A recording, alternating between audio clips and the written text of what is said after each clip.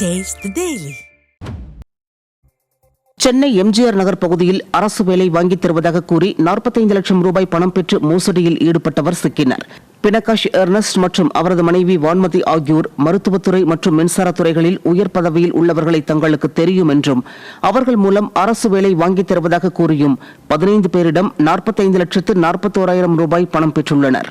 கூறியபடி அரசு வேலை வாங்கித் தராததுடன் கொடுத்த பணத்தையும் திருப்பித் தராமல் ஏமாற்றியதால் பாதிக்கப்பட்டவர்கள் அளித்த புகாரின் பேரில் பினகாஷ் எர்னஸ்ட் பிடிபட்டார்.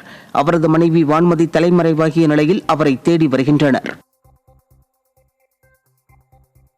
திருப்பத்தூர் மாவட்டம் வாணியம்பாடி பகுதிகளில் காட்டன் எனப்படும் மட்கா சூதாட்டம் அதிக அளவில் நடைபெற்று வருவதாக குற்றச்சாட்டு எழுந்துள்ளது. இந்த பகுதியில் கடந்த ஓராண்டாக மட்கா சூதாட்டம் நடைபெறாமல் இருந்து வந்த நிலையில் தற்போது மீண்டும் தலை தூக்கியுள்ளது. சூதாட்டத்தால் கூலி வேலை செய்யும் மக்கள் தங்கள் வாழ்வாதாரத்தை இழக்கும் நிலை ஏற்பட்டு வருகிறது.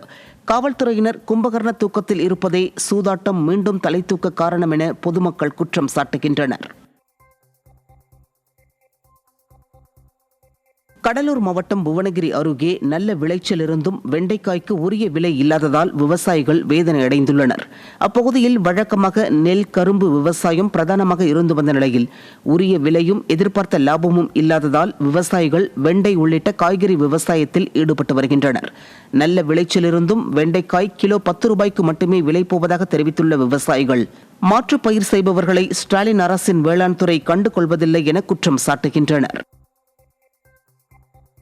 கடலூர் மாவட்டம் சேத்தியத்தோப்பு அருகே 3வது முறையாக கோவில் பூட்டை உடைத்து நகை, பணம் கொள்ளையடிக்கப்பட்டுள்ளது.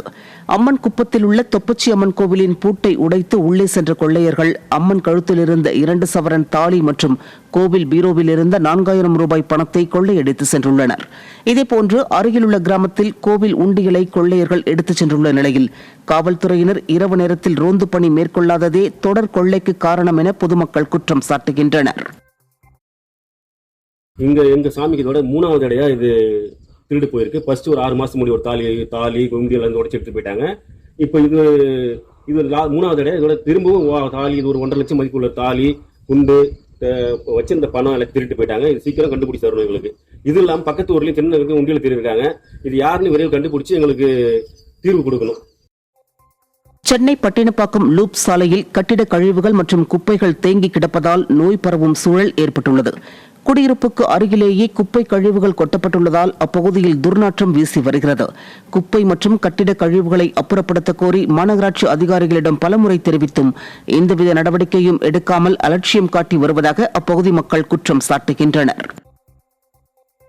திருவள்ளூர் மாவட்டம் திருவேற்காட்டில் மூதாட்டியிடம் 85 லட்சம் ரூபாய் மோசடி செய்தவரை கடத்திய 5 பேர் பிடிபட்டனர்.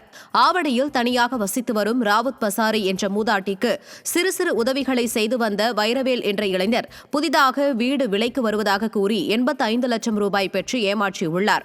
தான் ஏமாற்றப்பட்டதை அறிந்த மூதாட்டி நடந்தவற்றை தனக்கு தெரிந்த கஜேந்திரன் என்பவரிடம் கூறிய நிலையில் அவர் வைரவேலை கடத்தி பணத்தை கேட்டு தாக்கியுள்ளார்.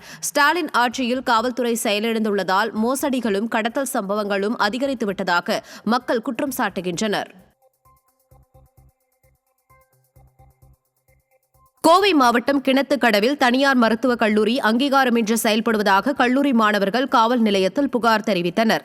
கிணத்துக்கடவில் தனியார் மருத்துவ அறிவியல் கல்லூரி அரசு அங்கீகாரமின்றி செயல்படுவதாக ஆட்சியர் அலுவலகத்தில் மாணவர்கள் ஏற்கனவே புகார் அளித்த நிலையில் அரசு மருத்துவக் கல்லூரி முதல்வர் தலைமையிலான குழுவினர் நேரில் சென்று ஆய்வு செய்து அறிக்கையை சென்னை டாக்டர் எம்ஜிஆர் பல்கலைக்கழக அதிகாரிகளிடம் வழங்கியுள்ளனர். இந்நிலையில் கிணத்துக்கடவு போலீஸ் நிலையத்தில் 10க்கும் மேற்பட்ட மாணவ மாணவிகள் கல்லூரி நிர்வாகத்தின் மீது புகார் தெரிவித்தனர்.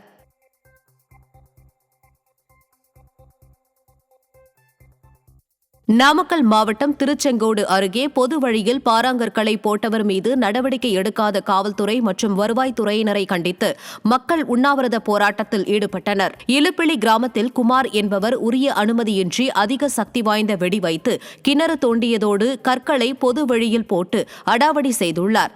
இதுகுறித்து மாவட்ட ஆட்சியர் வரை புகார் அளித்தும் ஸ்டாலின் அரசு அதிகாரிகள் நடவடிக்கை எடுக்காததால் மக்கள் உண்ணாவிரத போராட்டத்தில் ஈடுபட்டனர்.